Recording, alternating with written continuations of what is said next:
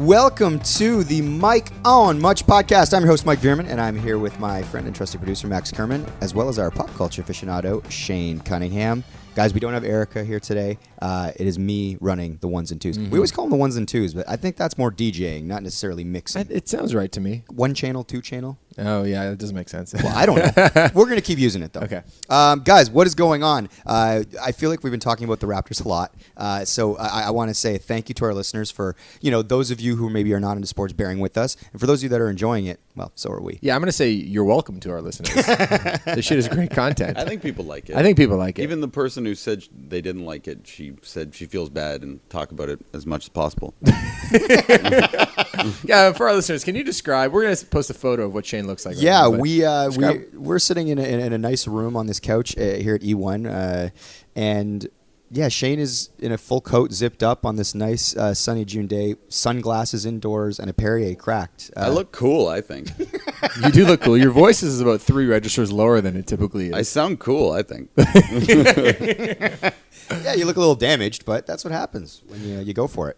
Well, you guys had a big night last night. I got a pretty good night's sleep. I was surprised you didn't join us. So for our listeners, as you guys know, Shane and I work for Bell Media, and it was our huge CTV Upfront. You've probably seen these or heard about these things. All the major networks do them: CTV, NBC, ABC, where they bring out all the talent for all the new shows that they bought for the coming season. And the crowd, this was done at the Sony Centre, packed house, not an empty seat in the place. It's all of basically the advertisers are there, and they go, "Oh, you're gonna have The New Doctor, Designated Survivor, these huge shows, Big Bang Theory." I mean, obviously those shows are now.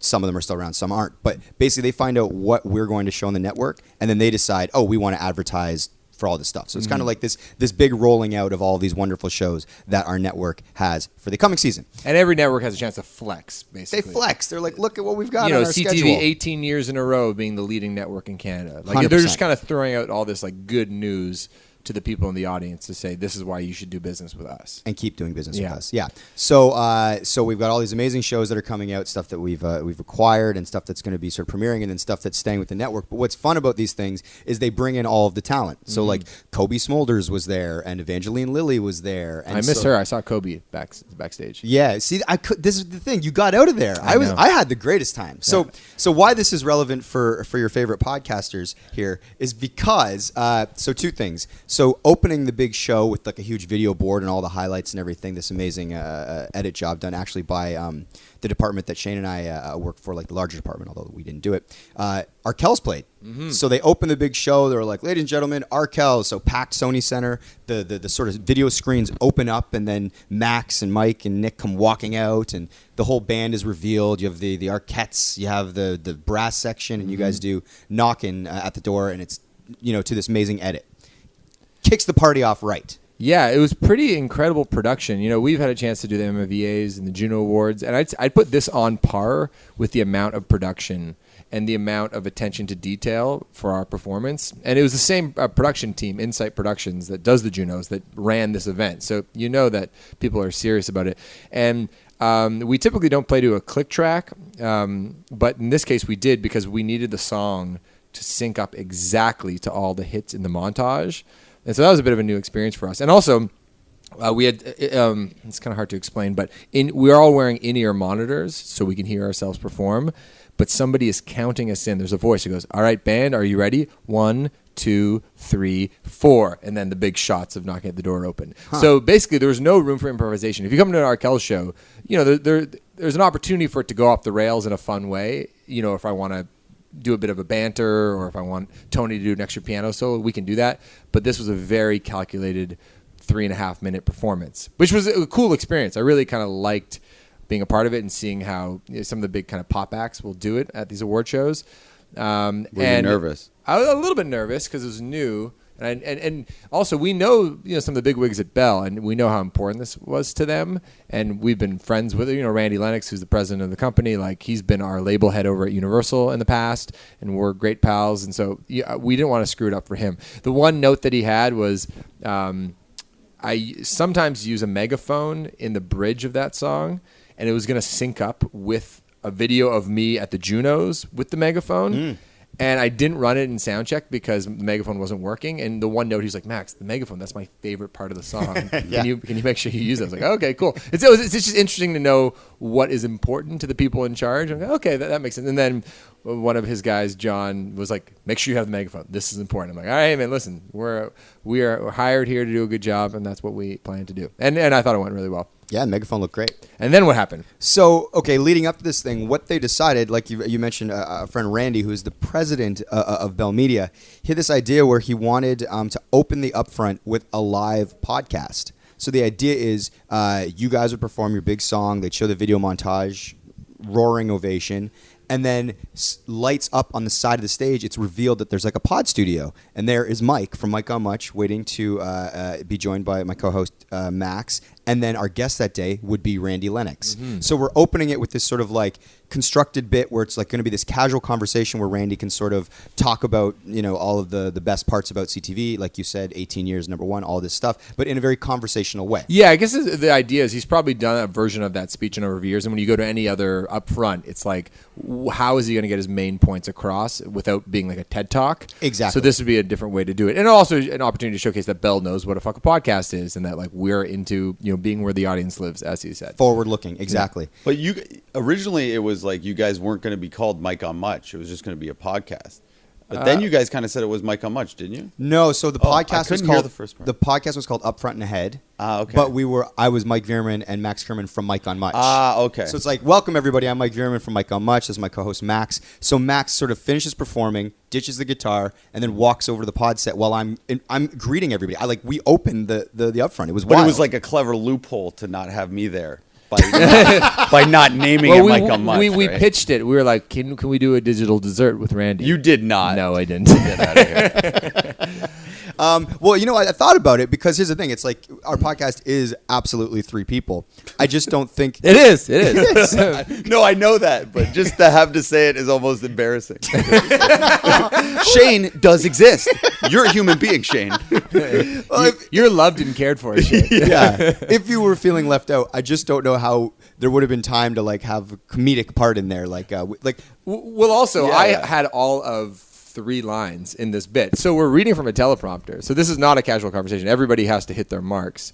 And Mike does a lot of the heavy lifting as a host. And then the floor is sort of given to Randy to say, here at Bell, we care about, leadership and innovation and integration and blah, blah, blah. So I probably had all of 2 lines or 2 or 3 lines. But you were the comedic relief for sure. I think Max got what would have been your comedic lines if you had been involved. Yeah. So we let Max sort of get the fun punchlines. And how did you feel about it? Up there, were you like, oh, this is working, this isn't working? No, it was a cool experience again because I had never done anything like this before. And reading off a teleprompter is a bit of a harder job than you think. And I only had 4 lines to remember.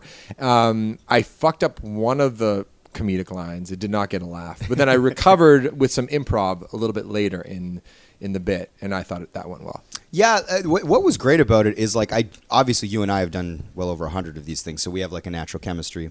And Randy, who is a friend, I thought it worked. All 3 of us, it felt like we were just sitting around kind of in a basement. Yeah, it was great. Talking. And Randy is a charismatic dude. Randy kind of delivers. You understand why he has that job. He's sort of a ball of energy when he walks into the room. Oh, he did all the heavy lifting. Remember when last episode when I was talking about board of directors and it's just presidents are just guys that are just charismatic and can walk into the room and have all the faith in the world in their team and themselves. That's Randy. Yeah. Yeah. It went really good. I mean, people afterward were saying all these really kind what was the things. feedback? Oh, I haven't talked to you really at all. Because I knew because you were going to go to the after party. Lauren had a rare night off, so we hung out. So I was like, I can't go schmooze as much as I'd like to. Yeah. So tell me what happened. So we finish our bit, and because it's literally just off the top, it's the 5 minutes, and then it's okay, well, I'm done now. But I'm so do I go out into the crowd and hang out with So what's interesting is it's in the day job where Shane and I write and direct commercials, our department was there in the crowd sort of watching this thing. Our work was up on screen. And so I'm in past years, I would go and sit with those guys. So I was like, oh, should I go out and hang out with my team? And I remember so you leave. You're like, yo, I'm out of here. I'm getting out. I'm like, you're actually leaving? I'm like, there's all these famous people back here. We can go hang out in the green room or whatever. There's an elite bar that we can go hang out in. Max, we're talent. This is fun. And you're like, yeah, I do this all the time. I was hanging out in the place where Obama was. Fucking big shot. So then you literally you and manager Ash, you bail. Yeah. So then I'm kind of just standing there at a crossroads where I can go out into the crowd with the people, or like literally if I turn right, I can go hang out where all the famous people are. And I was like, oh, I'm not often considered talent, and I've got this badge that says I'm talent, so I'm gonna go hang out with the famous people. Good work. Maybe I'll see some funny stuff. I don't know. So I go and hang out, and literally like everyone's just hanging out, waiting to go on stage. Like Jerry O'Connell, former pod guest. Yeah. Like I said, Evangeline Lilly, Kobe Smulders, Donald Faison from Scrubs. Like there's just all these people hanging out. Oh, crazy. Eavesdrop on anything interesting? No, people were just kind of like chatting, and I was like schmoozing with people, and nothing. I don't have any like sort of like amazing stories where it's like, well, and then me and Evangeline Lilly talked about the finale of Lost, and she apologized to me for the poor execution of that finale. None of that happened. So, but it was fun to just kind of hang out and talk to different people, and everybody was going on about how the opening went because they have a screen. They're watching the whole show from backstage. So Jerry O'Connell beelines to me. Shakes my hand. Does he remember you from the pod? Yeah. Nice. Well, he goes, you were great out there, man. That was amazing. And I was like, oh, thanks, Jerry. I'm like, we did a pod together a while back. He's like, yeah, I remember. He's like talking about my secret identity and all that. So he remembered. Oh, wow. Good for and I was Jerry. like, yeah. So I was like, cool. All right, Jerry O'Connell. And so anyway, I was doing that. And then sort of the party starts, and you get to actually talk to the partners, these advertisers, and all that stuff, as well as hang out with a bunch of coworkers. So it was really sort of this fun hang. Cool. I got a funny text from Jay Onright saying you guys killed it in the opening because Jay Onright from TSN was there, and he also sent a funny photo. He's like, I have pretty great seats. You guys killed it, by the way. And he took a photo. He's in like the last row of the balcony. Yeah, That's awesome. TSN's Jay Onright. Yeah, those guys are amazing. Jay Dan. Speaking of chemistry, those guys are the best of the best. Jennifer Hedger was waiting, also TSN host, was waiting to talk to me outside the dressing room. That was hilarious. I got wrangled. It's like Jennifer Hedger would like to speak to you. I was like, ooh, okay. And I remember Jennifer Hedger from the UATV The Lofter days. Honestly, well, Max literally. So like we were walking back. We had to go and do like this makeup thing, and then we were coming back, and Webby D was actually their wrangler, which was awesome. So we were walking back together.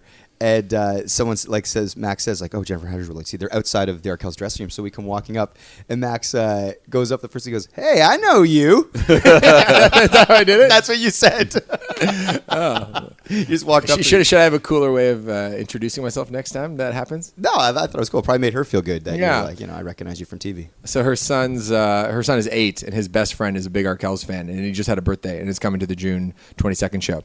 So I had to take a little selfie video for him, and she was also there with her co-host. I forget her name, but also very nice. Yeah. So that was my one bit of schmoozing. Also, Kobe Smulders did walk by us backstage. She really, they look like Hollywood actresses. Oh, yeah. Like they really. There's a reason why they have that job. Yeah, she was stunning. Yeah. Okay, so anyway, so you get to... We do the main party at the people Sony are Centre. just groveling over you. People are like, you're the best. This is amazing. It's going really nice. And most of the people were just complimenting the unit, like me, you, and Randy, and sort of the chemistry of the opening. And Shane. They were saying the one thing was missing was Shane and his People, irreverent humor. you laugh, but people were coming up to me thinking I would be upset, and they were like, you should have been up there. That's ridiculous. And I was like, no, really, I don't care. Trust me, I would have felt weird up there. Just cuts to Shane having this conversation in the mirror in the bathroom. Was pretty drunk, but I talked to a woman who does brain testing for commercials, and she was testing all the Raptors commercials. Like they read your brain waves as you watch commercials, and they see what you respond to. So the most effective Raptors commercial, I guessed this one by the way, Okay. Of all time, is kind of a weird one. Can you guess what it is? Oh, it's like a short commercial, like a montage, Just like there's the New Balance Kawhi commercial. There's the Google ones where Lowry's throwing the. It's not the shitty Mediterranean one, Yes. is it? Come Yes. on! Yes. Okay, explain what this is, because I laugh at that commercial. Osmos, I think his name because is. it's the cheapest looking thing ever. Like your brother, who's also makes videos and commercials and stuff, he's like, yeah, they must have spent like $2,000 on that thing. But it's kind of disruptive because Yeah. it's so bad, and the writing's not horrible. Explain. What So this there are these concept local is. commercials for like a shawarma place or whatever called Osmos, and there's two of them. There's one where they're kind of like they're giving him like a burger, and it's Norman Powell and Fred VanVleet from the Raptors, and he's like, nope, don't want a burger, and then they'll give him like a pizza. Well, don't he's want a like, pizza. you got your classic pizza place. He's like, you Throws got your it. classic burger place. Throws it, Yeah. all that, and then the camera kind of pans over, and the guy that's holding the boom mic is covered in the food. And then it snap cuts to like them eating Osmos together, but the guy's still angry. I think that's actually for like obviously a commercial that probably only cost $2,000, like my brother said. I think that's a good execution. It's like you don't have much money, you literally have one camera shot. How can you be effective? I actually think that's a good commercial. The other one, I don't know if it's like bad on purpose, but it's like The acting is weird. The timing is weird. Basically, Fred VanVleet and Norman Pell try to order like some food, and they order like a chicken on the rocks or something, which is like the famous dish from Osmos, but they don't know what it is. So then there's like a record scratch, and it cuts to everybody in the restaurant who like, were like, who are these guys? Like that they don't know what a fucking chicken on the rocks is or something. Okay. That commercial is, I imagine, the one that you laugh at. That's very, very weird. Yeah, that's so interesting. So that's the one that tests the best. It did. Wow. But People's brains responded to it. But afterwards, like these things you get kind of trapped into conversations. You're like, how does it end? Like, do I just go to the washroom, whatever? But anyways, there was like an awkward pause. So I was like, out of all the celebrities, who do you want to see the most? Like I was like, oh, that's a good conversation, Shane. And she goes, Arkells. Oh wow! Yeah. And I was like, oh, are you a big fan? And she goes, well, I wasn't, not really. And then I went to this Hamilton show, and then Max came out, and he had these frills on, and he just take that nut. Yeah, there you go. And she's like, he walked by me, and it was just like I was changed. And the woman was like really into it, and I was like, I directed their video for Knocking at the Door. She's like, I haven't seen it. And I was like, I have to go to the washroom. Does Nut kill your jacket? What's up? Yeah, Nut's the only person in the world that doesn't think the tassels are cool. Really? It's like kids are dressing up in fucking Halloween costumes in this shit. Nut's giving you a hassle about the tassel? He's giving me a hassle about the tassel. It's like a Seinfeld episode. I can't believe Nut's giving you a hassle about his tassel. Who told you to wear that tassels? It's not worth the hassle. But it's kind of like the Osmos commercial. Whether you love it or hate it, it's memorable. And memorable. It sticks in your brain. Yeah. It reminds me, like, sometimes when we do things like creating content for Arkells things, sometimes we'll spend a lot of time and money, not I'm talking about your videos, but just other, like, shit, like, it's expensive. And people just, like, because maybe there's a lot of, like, glossy, expensive things, people don't necessarily respond to it. But sometimes if it's just, like, a shitty, like, camera iPhone video from the right angle at a concert, capturing exactly the right moment from an interesting perspective, that reacts better than anything. Yeah. There's a famous clip of, I think, Jay Z's filming Beyonce backstage warming up, and she's like singing one of her songs, and people just like lost their mind. I mean, they lose their mind when Beyonce does anything, but because it was just so raw, like it did something to the brain that like made it feel different and special. Yeah. So anyway, that's my Osmos comparison. Sure. Yeah. Yeah, and it was a great night. Shane's mission was to get a photo with Donald Faison. Yeah, I thought there was a good viralocity chance there for it to be like, hey, Scrubs. Like, look, I'm like Zach Braff. And then... I didn't even put that together. That would be awesome for Instagram because you have a Zach Braff vibe. Yeah. Oh, so I thought I'd be like, oh, everyone says I'm like Braff. I'm like, this will be funny. And then, you just thought I had a weird obsession with him. I 100% did. So when I finally came out from backstage to join the party and I meet up with Shane, he's like, I got to find Donald Faison. Let's go find Donald Faison. I'm like, I didn't even know he liked Scrubs that much. Like, he's one of my best friends, and I didn't know he watched, but I couldn't understand it. Now I get it. Yeah. I was just like, I did not know he was that. I didn't know he was weird about Donald Faison, but now it makes sense. He was pretty elusive. Like, it was hard to, like, he would go to that celebrity area. But Jerry O'Connell was, like, begging for people to get a photo. He was a with man him. amongst the people. He was good. out in the party shaking hands, and kissing he had babies. like Secret Service around him because he was kind of the only celebrity who like broke loose and refused to go back in the private area. Yeah. I love those gregarious celebrities who just love it. Yeah. They can't get enough of it. And obviously you can cross the line and maybe become annoying, but the ones that are just like, no, this is I get energy from being around people. I think a lot of people would go, this is exhausting, get me out of here, if they had to be like amongst a bunch of people and take photos. I mean, I probably have a little bit of it. Like I do, like if I'm at like a Jays game, like I'll get some photos and stuff. But after like photo of number 4 or 5, I'm like, okay, this is kind of right. Well, I was also very impressed that I consider him a fairly big celebrity. And there was a part in the upfronts where they needed someone to put a rhino suit on and come out and do a bunch of silly voices. And for him to do that, I thought was fairly cool. He's a gamer. It's like Guess the Celeb, because we have this show called, I believe, The Masked Singer.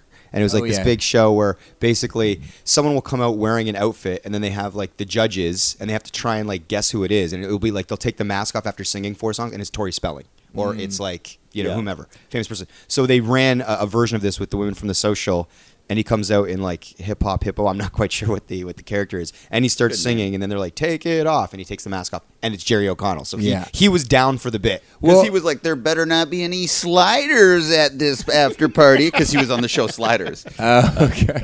But even before he did that, I was like, that's Jerry O'Connell's voice. And I was like all excited that I recognized You his nailed voice. it. Yeah, this kind of reminds me a little bit in this idea of like if you're just a gamer for stuff. Will Ferrell was just on Dax's podcast. Did you guys listen to that one? Loved it. It's so fun. And what he said, it was when he was on the early days of SNL, he told the writer, he's like, look, I'll be in any scene, just get me in there. Like if you need someone to deliver a pizza and deliver one line, put me in. And I think that's because he's like, I think I can get the laugh. Yeah, exactly. And if you get like one laugh, like an episode or 10 laughs over the course of a season, like memorable that's all you moments, need. that's all you need. They say, well, during the Chris Farley doc, I believe, there's a big thing about Chris Farley where he could steal any sketch with one line. And it's the Peppers sketch. Yeah. So there's like this famous Adam Sandler sketch where Adam Sandler is the star. He's like, would you like a de pepper? And it's like this weird Italian restaurant where they give you the pepper and it's like a pepper grind. It's like, would you like a de pepper? That's the comedy bit. And I guess Chris Farley has literally one line. And I guess he decides to deliver it so weird where he's like, thank you, Pepper Boy. I appreciate you giving me this pepper. But he delivers it. He just steals the fucking sketch with whole one thing. line because they gave him one line and he just did it. But yeah, I love that. Just being game for anything. Just being game for That's anything. how shit happens. Yeah, no, it's true. And interesting about that pod too, Will Ferrell said he was voted the most annoying cast member when he First started on SNL. Because people don't like Keeners. Yeah, but Keeners succeed. Yeah. I recommend everybody to listen to that podcast with Will Ferrell. He's just such on a Dak nice, Shepard. cool guy too. Right? Oh yeah, that great bit about him being a security guard at the Lakers game. Yeah. So funny. Well, he doesn't go for laughs either. He's definitely got he's like, I'm in an interview. I'm Will Ferrell. I'm not here. It's like he's a conversation. I found when I listened to him. Yeah. Whereas like if you get like a Robin Williams, he's very like, he's not Oh, off. I hate that stuff. Yeah. Like it was like when you were what's that actor you really liked? Timothy Olyphant? Yeah, you were telling me like He was the best. I disagree with you. I'm going to check it out, but I just find he's always trying to be funny. He's a guy who's not considered funny, but in an interview tries to be funny all the time. It's weird, and I hate when funny guys are funny in interviews. I like when they're just being when real they're serious. people. Yeah. He had a funny line. He was on, I think Ellen, and she's like, so you and your wife, you've been married for quite some time. He's like, yeah, we've been married for 25 years, but feels like 10 minutes. Underwater. Wait, who said that? Timothy Olyphant. Oh, he's good. I like him. and then he goes, and then he gets a good laugh. He's like, a doctor told me that joke one time, and I said I'd use it. Anyway, it was funny. Yeah, that is funny. I finally listened to Bruce McCullough from Kids of the Hall on Marin. I don't know if people know this about me, but like when the Raptors lose in these like high stakes sort of playoff games, and especially finals game, I get really down and I have to actually disengage from basketball for like 2 days. I just can't read about why they lost or how they lost. It's like I accept the loss and then I have to listen to other things. Like I'll go back and listen to, Shane was saying that who did Conan have on? Stern, stuff like that. I'm like, I'll listen to an entertainment podcast because I cannot listen to a basketball podcast right now. So I went back and listened to this podcast from like 6 months ago. Bruce McCullough, one of my favorite comedic actors from Kids in the Hall, one of my favorite comedy troupes, on Mark Maron. And it was so interesting to listen to it. But all I could think about is, Shane, after you listen to it, you're like, Bruce McCullough reminds me of you in this interview. And so like the whole time I was listening to it, but he's like this, he talks about how when he was in Kids in the Hall, he was really persnickety. And it's like, oh, the little man's angry. Oh, he wants to change the sketch. Did I say that out loud? I didn't know I did that. You told me that. Because Yeah. it's weird. Bruce McCullough does kind of remind me of you in a way, but not like because he's an asshole or something. Right. Yeah. But that's all I was hearing. That's all you heard. So I'm the little guy who gets persnickety or whatever that word was. Yeah. Whatever that word was.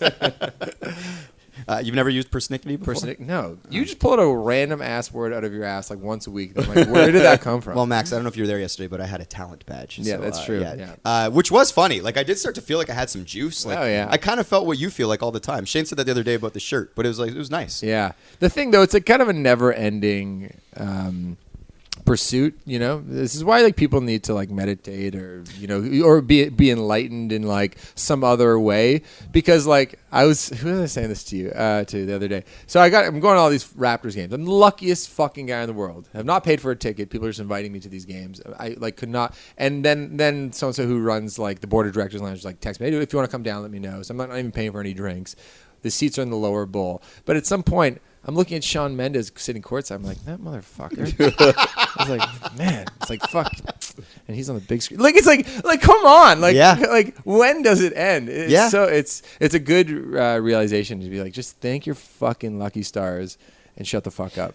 And show some gratitude and be nice to other people. It's an interesting balance, though, because if you don't have that feeling when you see Shawn Mendes, like, it's what drives you. It's There's a competitive thing, too, where if I hear a song by another band or something, I'm like, I'm going to beat that fucking song. Yeah. Because you want to have, there's a competitive juice to it that actually creates results.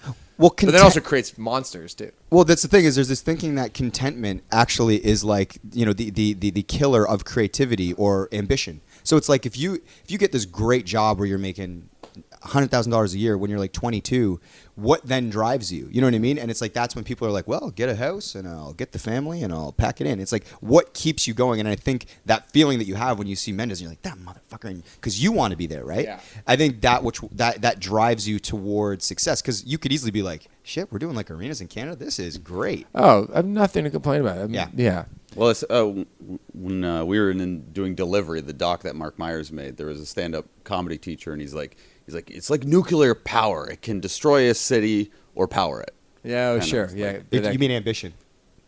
I forget what he was referring to, but I was like, well, I meant in relation to Max, like. Well, it was your drive. It can be a good thing or a negative thing. Totally. Speaking of Mendes, I saw him at the 1975 concert the other day, and it was an amazing concert. Said hi to him. We talked about the Does he know who you are? Yeah, because I saw him at the Raptors game a couple weeks ago, and we've met him like through the podcast and stuff. He's been on the pod. Yeah.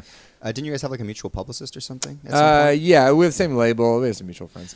So what was the chat like in 1975? It was during the show, but he was in the pit.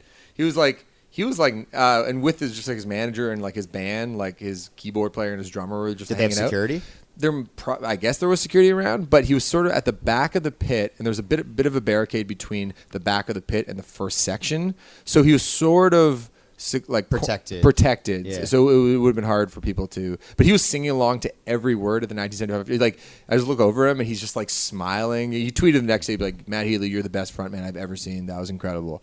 And so it was cool. I basically was like, I went up to him, I was like, I'm stealing all this dude's banter and all of his tricks. He's like, yeah, me too. Who's taller, you or Mendes? Mendes. Shit. Ask who's more fit. Oh, I know the answer, though. Who do you think has better hair? Oh, Mendes has great hair. Actually, man, speaking of hair, I went over. So last night, I went to the Rocket Man.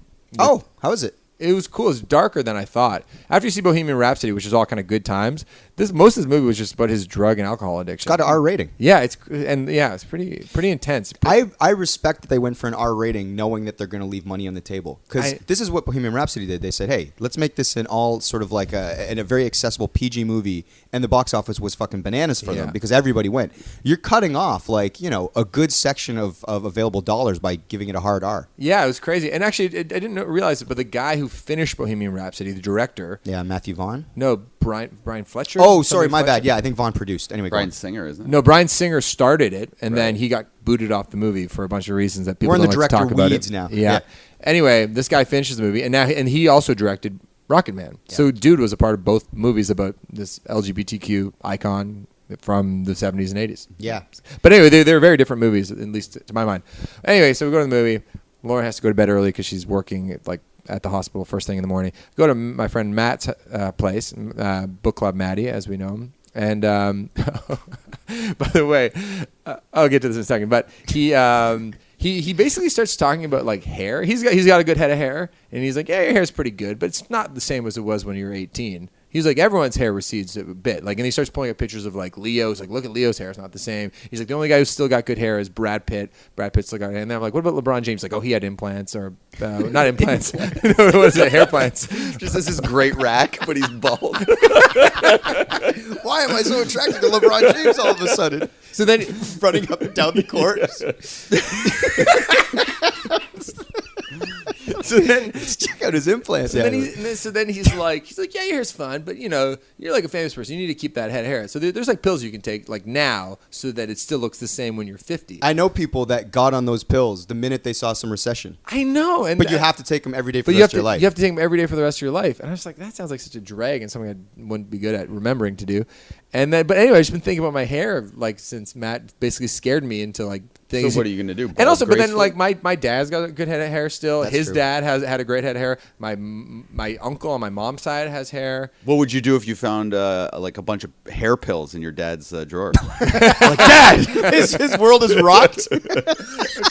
Oh, that's hilarious. But see, now the stress about your hair is going to make your hair It's fall gonna make out. my hair think. So I just gotta stop thinking about it. But anyway, another funny thing that Matt did. Did I show you this? I'm I gonna read believe it. so in a group text. So Matt, oh yeah, I was reading it to our audience. So he goes, just out of the blue, it's Tuesday night at 11 o'clock. He goes, he had just listened to the recent pod where we were describing Mike's kind of blow up. Oh, with my the nut. disappointment about the shirts and With then the shirts. Nut and I and the Champagne Boys And he group. goes, has Burchell ever been in a non-dramatic situation? Every time I hear about Burchell, I always feel like I'm hearing like deleted scenes from The Sopranos with various capos pleading with Tony as to why they should be allowed to murder someone.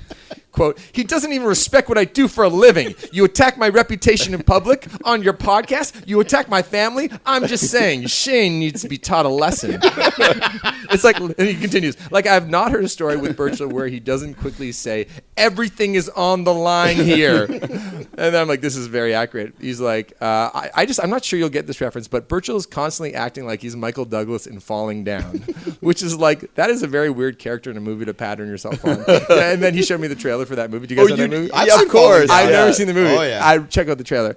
And then he's like, I was like, this is so funny. He's like, I had to say something. Like, literally, as soon as his name is mentioned, I know how the story is going to end. And quote, and then Burchell showed up, and we didn't know he was coming, so we didn't order enough pizza for him. It's not just about the pizza, Max. Not once in the past 2 years have you invited me on your podcast as a guest or even asked my permission to use my name, the same podcast I have promoted on social media and inside MLSC. And so, yeah, we never end up singing Aladdin. Anyway, Man, Matt you is a read that professional. good. Yeah, Matt's a professional screenwriter, so he's clearly good. Yeah, like Yeah. successful, man. He moves Yeah. in good circles. Yeah. So anyway, where are we going? Matt Fruckman went to the You hung movies. out with His him last hair. night, yeah. Anyway, any other highlights from the night at the? It was at the Shangri-La, right? So the like sort of elite after party was at the Shangri-La where all of the actors went, but and Donald Faison was there, but there's kind of like an unspoken rule, maybe even spoken, that like once you're at that part, you can't be like, hey, do you mind if we get a quick photo? You got to like play it cool because you're either like an executive or you're talent or whatever.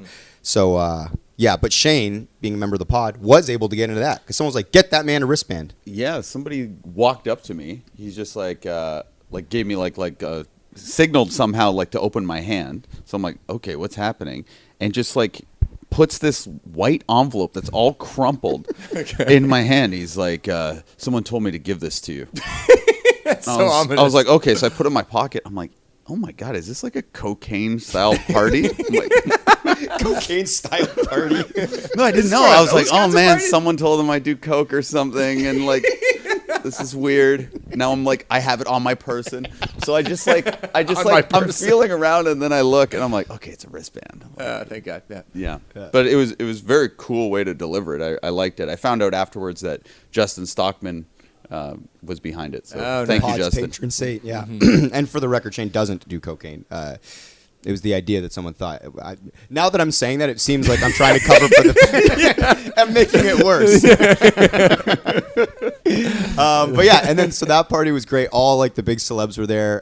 It was a really fun time. Hung out with Justin and Scott and Sarah McLaren, who's amazing. It was great. It was a really, really, really fun night. And but I mean, the party was still going. I got out of there probably at like 1:45 and went to Burrito Boys. Nice. Like it's at the Shangri-La. There's like these elite, like amazing, like salmon sliders and all this really nice food. And I'm like, I ate it and it was great. The salmon was amazing. But it's like, I'm going to leave and go to Burrito Boys. You know, it's just like a classic. I just like what I like when I've had a few beers. I'm with you. And it gives you a chance to sober up a bit. But the other thing is, I find if you're trying to be a big shot and be cool, chasing down the hors d'oeuvres people is such a bad look, and you're stuffing your face, and then Kobe Smulders walks by. You know what I mean? Yeah. You don't want to be the guy who's eating too much food. It might stink up your breath, and Totally. I don't know. But obviously in your mind, you're like, I would kill for another spring roll. You know? But yeah. But yeah, it was a good time. Did you have a good time? I'm embarrassingly hungover. So usually when I'm embarrassingly hungover, it means I embarrass myself. And, you know, I was talking to some people, and I thought I was like, breaking ground with conversation and stuff. But it was the type of thing the next day I saw some of the people I was talking to, and they act like they don't know me. So I'm like, what'd I do? Who was it? Oh, we won't Well, say. I don't want to say in case Yeah. they're like, oh, that's I Like you were I'm not- chatting with coworkers. Yeah, but then I was in the washroom. I was like, oh hey. He's like, hey. Just kept walking. I'm like, oh fuck, I might have done something very silly, and I'm a very silly person. So Are you that's sure a it was him problem. you were talking to, and you're just confused? Oh, yeah, but he's always say like just like what's up. I was in that conversation with like Jen in Africa and all you that. left it, and then we were me and him were just talking about like people we love, like Myers and Seawong, and Oh, nice. but then I guess I kind of broke away from the talking part because there was a dance floor, and I like a dance floor because we used to go to Absinthe and stuff, and we used to always dance when we were younger, and now there's never opportunities to do that. So I'm like, I capitalized on that. Maybe I was gone by this point because I did hear that you were dancing, and I was gone before you danced. But I wasn't dancing like Crazy Man or anything. I don't think. I think your only version of dancing is kind of crazy. Yeah. I You were doing the worm, shirtless. Maybe my dancing offended some people. But I do because you know that suck it move that from wrestling. I always think that's funny, and I'm kidding, of course, Max. But anyway, yeah, it was a great party and a really fun time, and the Upfronts was amazing, man. Like, cool thing to be a part of. yeah, like I'm not just like pumping tires because I'm a company man, but it was an amazing opportunity for us to get up on that stage in a sold out Sony Centre, not an empty seat, and deliver that. It was fun. Yeah, awesome. So topics today. You mentioned Beyonce earlier. Do you Yeah, wanna so hit that was first? topic number one. Okay, so ultimately, this is kind of about basketball, but not really. Yeah. So during Game 3 of the Finals in Oakland at Oracle, the Golden State Warriors' home arena, couple things happened.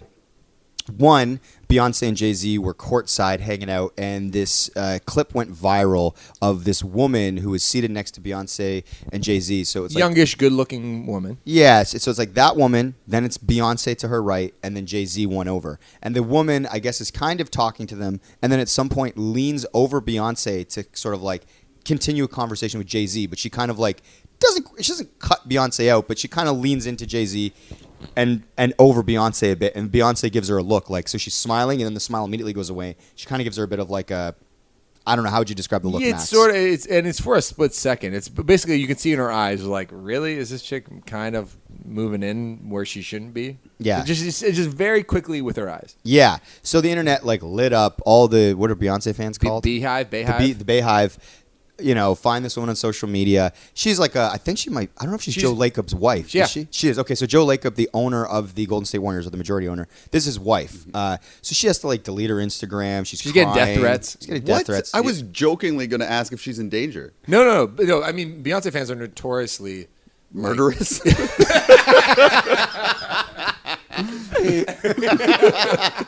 There's nothing they won't do for their bae. Oh my goodness. But did you see what Beyonce did to? Did you see what she did on Instagram? No. No. So this is, I think, what exacerbated the problem, and I was actually kind of surprised she did this. So let me pull this up. So she basically posts a photo. Oh, did she delete it? Oh, maybe she did. Oh no. Okay, so she posts a photo of herself looking glam. It looks like kind of a selfie. Swipe over. It's her and Jay Z at the game, smiling, having a great time, and the woman is cut out from this photo. Yeah. The woman sitting next to Beyonce that we're talking about, and then there's a slow motion video of the two of them waving at somebody, Like, and it's like goodbye. Oh, this is the moment just before. In that original clip that the woman leaned over, and there's no caption. So people are like, what is she trying to say here? What do you guys think she's trying Well, to say? the implication is she's waving bye-bye to the woman's life, and she's asking her fans to kill her. she's Like, isn't that the way you read it, though? Yeah, she's like a mob boss sending out the order. You're right. That's totally what Yeah. it is. And so she's like, yeah, bye-bye. Anyway, I was just kind of shocked that Beyonce would do that, unless there's a history of this woman trying to steal Jay-Z away. See, I don't even take it as, is this woman moving in on Jay-Z? I take it as, it's fucking rude to lean over me to continue a conversation. Her with explanation somebody. is, I was asking Jay-Z if he wanted lime with his vodka soda. That's right. She offered to buy them drinks. She's in, these are very So it was wealthy an people. emergency. Just say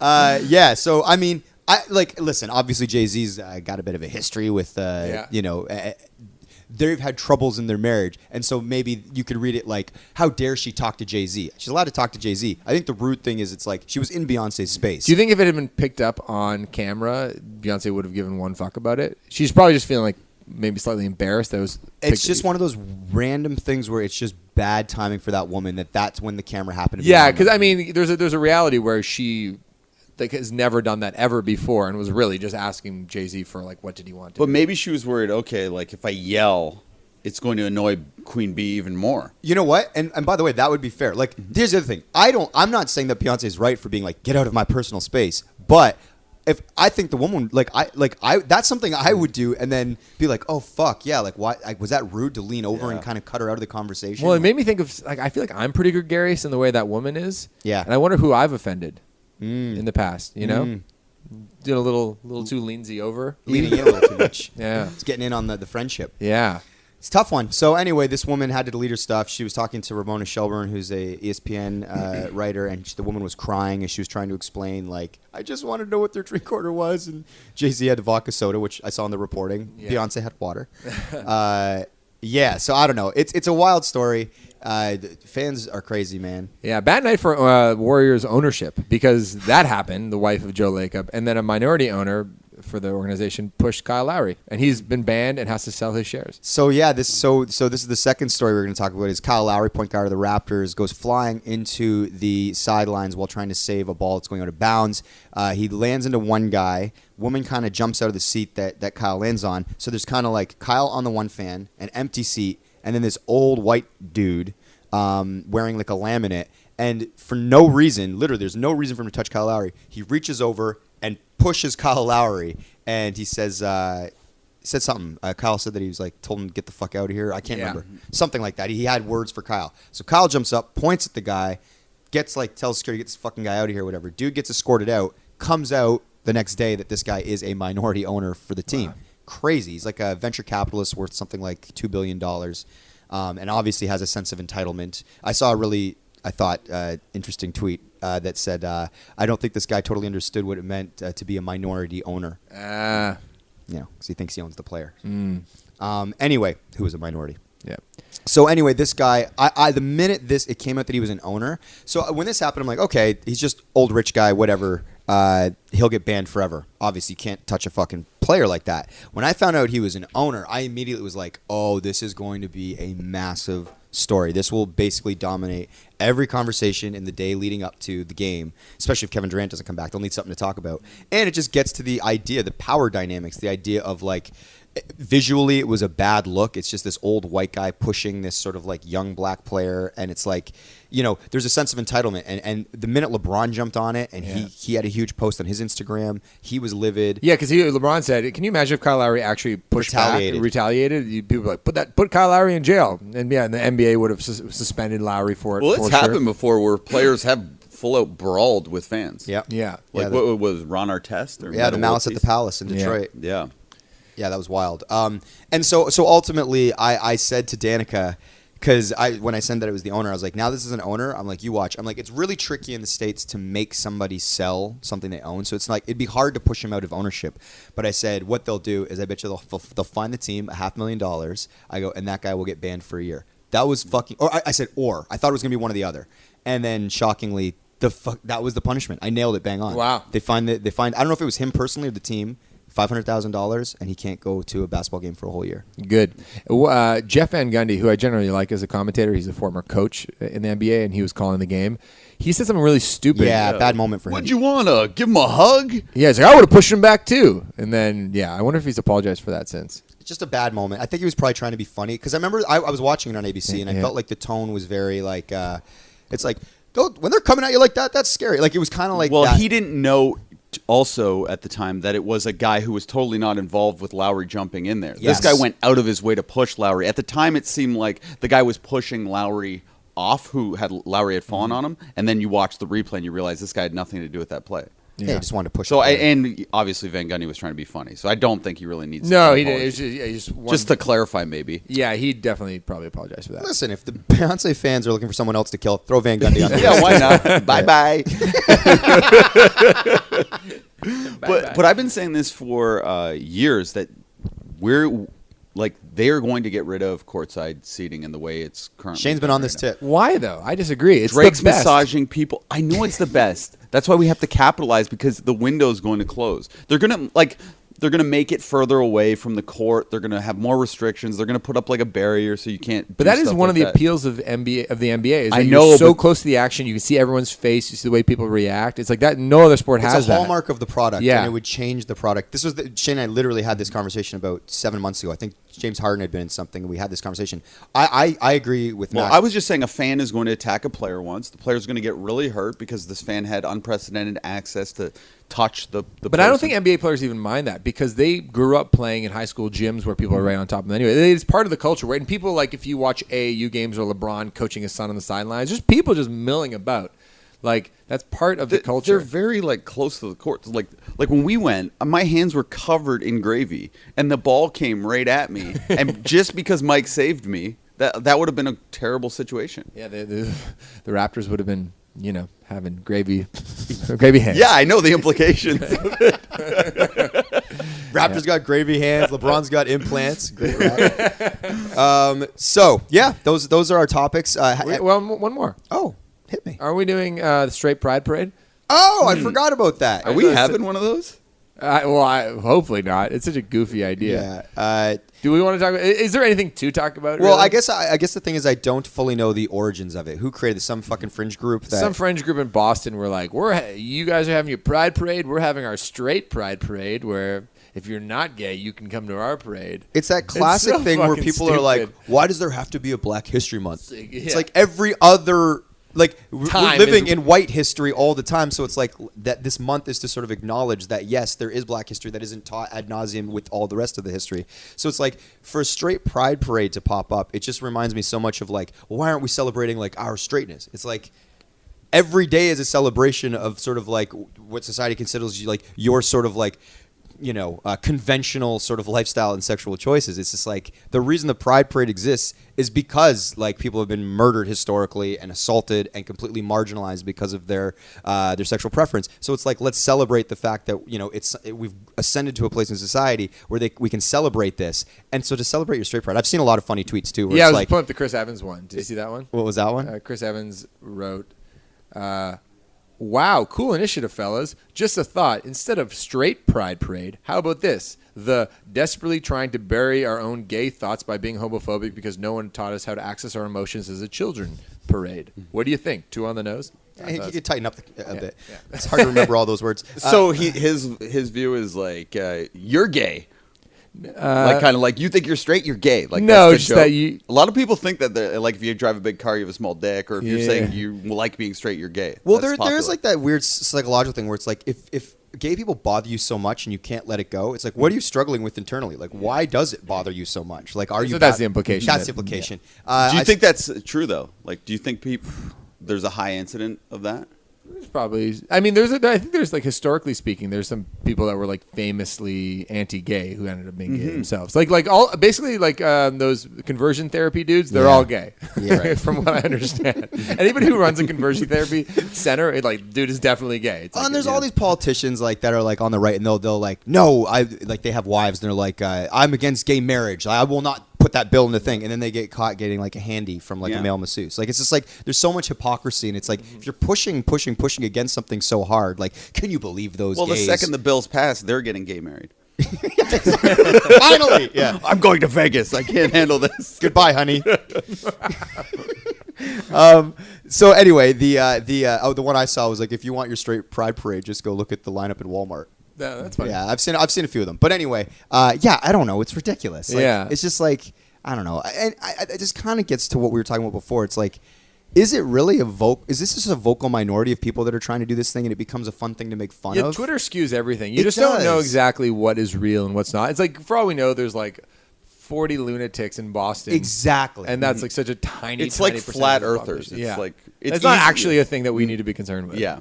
But there's like a few nutters out there. And it hits a news cycle, and we're allowed to talk about it and things like this. It's content. But yeah, like you said, it's like if you were to go to a straight pride parade, it's probably like 40 dudes, and that's it. And it's like we're making a big deal about this. Yeah. At a certain point, I feel just kind of bad for them. I'm like, you guys are just like, it's not feel bad for them in the way that I feel bad for like a gay person who's been ostracized or had a tough upbringing, different kind of like sympathy. Because it's like, oh man, I just feel bad that you are not able to just get on board and you're holding on to this thing and you look so fucking foolish. Yeah. Like, what's going on in your life? Yeah.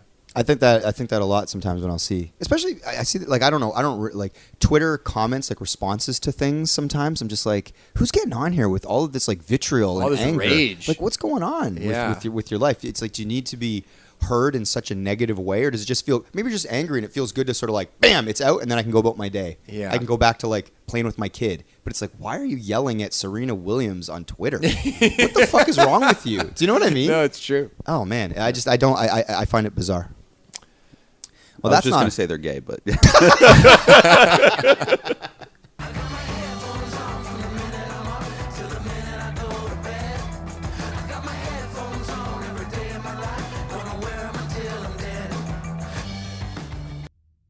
Mike on Much can be found on Twitter and Instagram at Mike on Much. You can subscribe to the show on any platform that has podcasts. Spotify, do it.